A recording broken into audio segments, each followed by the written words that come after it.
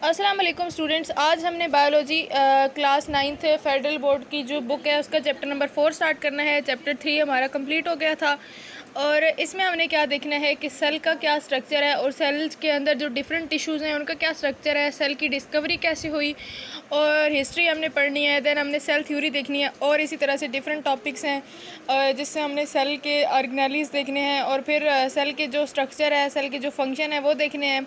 फिर प्रोक्रियाटिक और eukaryotic cell में डिफरेंस देखना है और फिर रिलेशनशिप देखना है, सेल का साइज़, सेल की शेप, सेल का सरफेस एरिया और वॉल्यूम रेशो एटसेट्रा एटसेट्रा। तो फर्स्ट टॉपिक है हमारे पास microscopy and the emergence of cell theory. तो इसमें कहते हैं कि most basic tools of biologist is the microscope. जब कोई भी बायोलॉजिस्ट किसी भी लैब में या कहीं भी डील कर रहा होता है तो जो बेसिक टूल होता है किसी भी लैब का वो क्या होता है, माइक्रोस्कोप। अब माइक्रोस्कोप क्या होती है कि एक ऐसा instrument which is use to see small things या which is use to see very small things which can not be seen by naked eye. जिनको हम एक आम नज़र से नहीं देख सकते, आम आंख से नहीं देख सकते, उनको देखने के लिए हम एक बेसिकली एक स्पेसिफिक टूल यूज़ करते हैं जिसको हम माइक्रोस्कोप कहते हैं।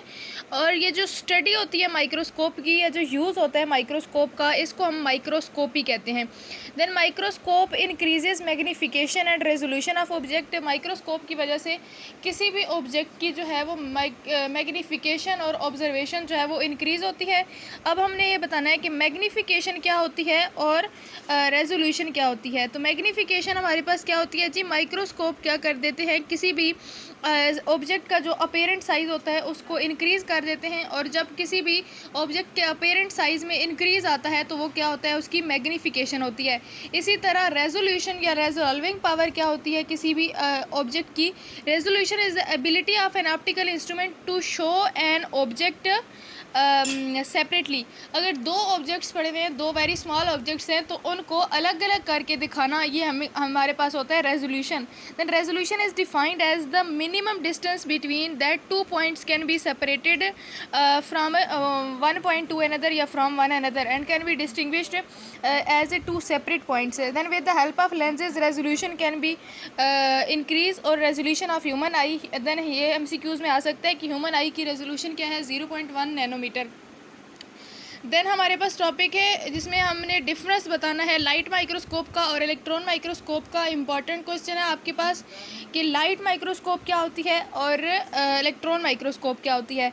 तो इसमें आपने बताना है कि लाइट माइक्रोस्कोप जो है वो विजिबल लाइट यूज़ करती है। Light as its name indicate this is light microscope. So light microscope कौन सी लाइट यूज़ करेगी, विजिबल लाइट को यूज़ करके कोई भी ऑब्जेक्ट जो है उसको व्यू करवाएगी। तो इसके अंदर दो लेंसेज होते हैं, एक को आईपीस कहते हैं और दूसरे को ऑब्जेक्टिव लेंस कहते हैं या ऑब्जेक्टिव कहते हैं। देन हमारे पास है जी, इसकी जो मैग्नीफिकेशन पावर होती है वो 1500x होती है और लाइट माइक्रोस्कोप की जो रेजोल्यूशन पावर होती है वो हमारे पास 0.2 माइक्रोमीटर होती है। देन हमारे पास इलेक्ट्रॉन माइक्रोस्कोप है। इलेक्ट्रॉन माइक्रोस्कोप क्या होती है, इसके अंदर फाइन बीम ऑफ इलेक्ट्रॉन जो है वो हम यूज़ करते हैं और उससे हम किसी भी ऑब्जेक्ट को या किसी भी स्पेसिमेन को वेरीफाई करते हैं या हम जो है वो डिस्टिंग्विश करते हैं या इंडिकेट करते हैं। इलेक्ट्रॉन माइक्रोस्कोप में क्या होता है, यूजेस इलेक्ट्रोमैग्नेट्स। वहाँ पे लाइट माइक्रोस्कोप में हम दो लेंसेज यूज़ कर रहे थे, एक आईपीस और एक ऑब्जेक्टिव, लेकिन इलेक्ट्रॉन माइक्रोस्कोप में हम उन दो लेंसेज की बजाय हम इलेक्ट्रोमैग्नेट्स को एज ए लेंसेज के तौर पे यूज़ कर रहे हैं और जो जिनका क्या काम है, ये किसी भी स्क्रीन के ऊपर क्या करते हैं, इमेज फॉर्मेशन करते हैं।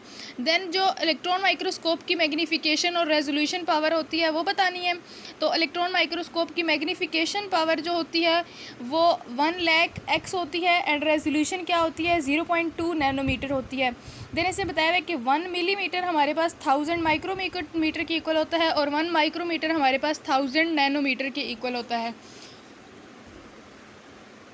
नेक्स्ट हमारे पास बताते हैं कि 2 types of electron microscope. Electron microscope की 2 टाइप्स होती हैं, एक ट्रांसमिशन इलेक्ट्रॉन माइक्रोस्कोप और इसको हम जो है डिनोट करते हैं TEM से, एंड एक है जी हमारे पास scanning electron microscope. Scanning electron microscope को आप डिनोट करते हैं SEM से। तो हमने इनका डिफरेंस जब देखना है तो हमारे पास जो ट्रांसमिशन इलेक्ट्रॉन माइक्रोस्कोप होती है is use to study the details of internal cell structure. अगर आपने कोई भी सेल देखा है तो उसका इंटरनल स्ट्रक्चर देखना है कि उसके अंदर क्या क्या चीज़ें प्रेजेंट हैं, उसका इंटरनल स्ट्रक्चर कैसा है। तो उसके लिए आप ट्रांसमिशन इलेक्ट्रॉन माइक्रोस्कोप जो है वो यूज़ करेंगे। और देन इसमें कहते हैं कि specimens are cut into extremely thin sections. अगर आप ट्रांसमिशन इलेक्ट्रॉन माइक्रोस्कोप यूज़ कर रहे हैं तो आपने क्या करना है, जो भी आपने चीज़ ली है, जो भी आपने ऑब्जेक्ट लिया है, जिसको आपने चेक करना है, जिसकी आपने आइडेंटिफिकेशन करनी है या जिसको आपने डिस्टिंग्विश करना है ट्रांसमिशन इलेक्ट्रॉन माइक्रोस्कोप से, आप उसको थिन सेक्शन में कट करेंगे। कट करने के बाद आप ट्रांसमिशन इलेक्ट्रॉन माइक्रोस्कोप के जो लेंस है उसके नीचे रखेंगे। देन लेंस को विजिबल लाइट के सामने रखेंगे और विजिबल लाइट के सामने रखने के बाद जो है वो आपको वो अपना रिजल्ट दिखाएगी, उसका क्या स्ट्रक्चर है, उनके अंदर क्या क्या चीज़ें उसके अंदर प्रेजेंट है, सेल स्ट्रक्चर क्या है और न्यूक्लियस और जितने भी डिफरेंट कंपोनेंट्स हैं वो जो है नज़र आएंगे। और सेकंड हमारे पास टाइप है जी scanning electron microscope. Scanning electron microscope किस काम के लिए होती है, इन दोनों में डिफरेंस आ सकता है कि ट्रांसमिशन इलेक्ट्रॉन माइक्रोस्कोप क्या चीज़ है और difference between transmission electron microscope and scanning electron microscope. इसके बाद जो है मैग्नीफिकेशन एंड रेजोल्यूशन पावर में डिफरेंस आ सकता है, इनकी डेफिनेशन भी आ सकती है, माइक्रोस्कोप की डेफिनेशन आ सकती है, मैक्रोस्कोपी एक टर्म है, ये आपको पता होनी चाहिए। Then difference between light and electron microscope, ये जो है वो इम्पॉर्टेंट क्वेश्चन है, इनकी रेजोल्यूशन और मैग्नीफिकेशन पावर आपको पता होनी चाहिए। देन हम कहाँ पे थे जी, scanning electron microscope. Scanning electron microscope is use to study the cell surface which reveals the 3 dimensional details of the cell. Scanning से आपको पता चल रहा है, जब आप स्कैनिंग करते हैं तो स्कैनिंग से क्या आता है, 3 डायमेंशनल स्टडी होती है। स्कैनिंग के अंदर आप किसी भी चीज़ को 3 डायमेंशनली देख रहे होते हैं। तो स्कैनिंग में आप क्या करते हैं, किसी भी चीज़ को सेल स्टडी है जिसके अंदर आप किसी भी सेल सरफेस को 3 डायमेंशनली जो है वो डील करते हैं। तो आप इसमें देख सकते हैं यहाँ पे लाइट माइक्रोस्कोप है। लाइट माइक्रोस्कोप का स्ट्रक्चर किस तरह से है जी, आई है, देन प्रोजेक्शन है और फिर ऑब्जेक्टिव है, देन दरमियान में स्पेसिमेन रखा है, साइड पे कंडेंसर है और ऊपर सोर्स या लाइट है। और उसके बाद आपको जो है रिज़ल्ट मिलेगा। जो चीज़ आपने देखनी है वो आप नीचे आई डालोगे जब, तो आपको नज़र आ जाएगी।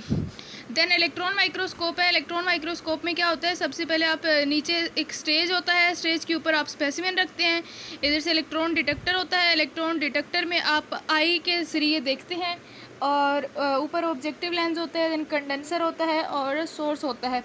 तो बेसिकली जो चीज़ आप अपनी लैब में देखेंगे वो आपको इलेक्ट्रॉन माइक्रोस्कोप नज़र आएगी, क्योंकि लैब में ज़्यादातर जो होती है वो इलेक्ट्रॉन माइक्रोस्कोप होती है। लाइट माइक्रोस्कोप जो है वो बहुत कम ही होती है।